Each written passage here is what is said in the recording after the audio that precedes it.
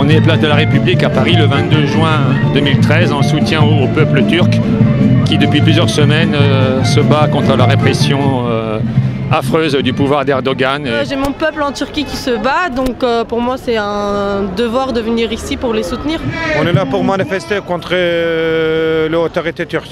C'est un gouvernement, c'est un premier ministre despotique.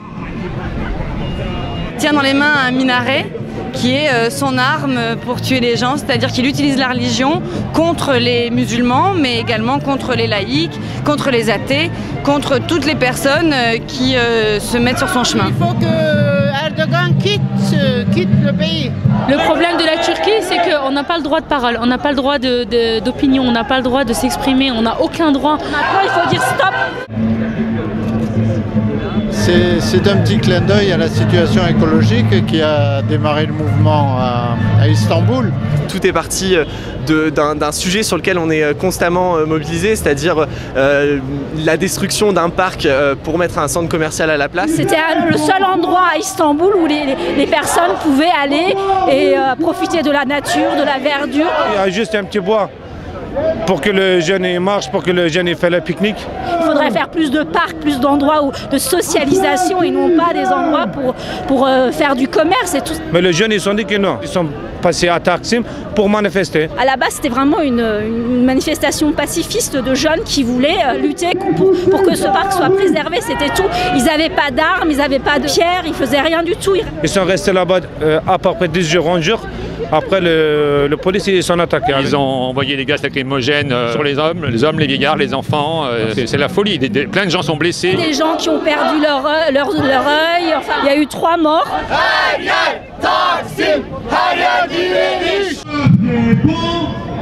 Les médias, ils n'ont rien montré pendant les 3 premiers jours, je crois.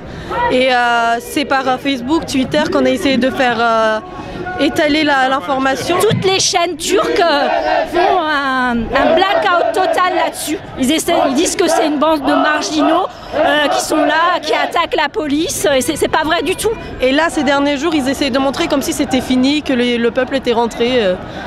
Alors que non, c'est pas vrai, ils continuent à se battre.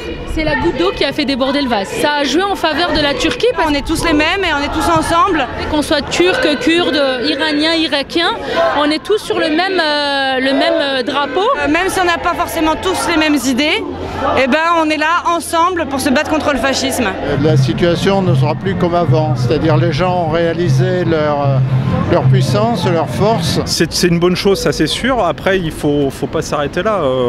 Il faut qu'il y ait un rapport de force qui se crée là-bas, mais aussi au niveau international. L'Union européenne est intervenue, mais pas assez fort, on trouve, ou l'ONU, ou la communauté internationale ne bouge pas assez. Peut-être la France est un peu en retrait sur les interventions auprès des Turcs, mais enfin ça a fait son effet quand même. Il ne faut pas non plus tomber dans le gauchisme et dire rien n'est fait.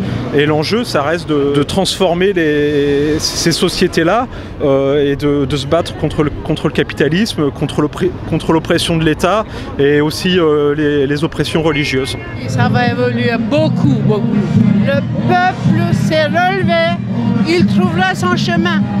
Sans espoir, on ne peut pas vivre.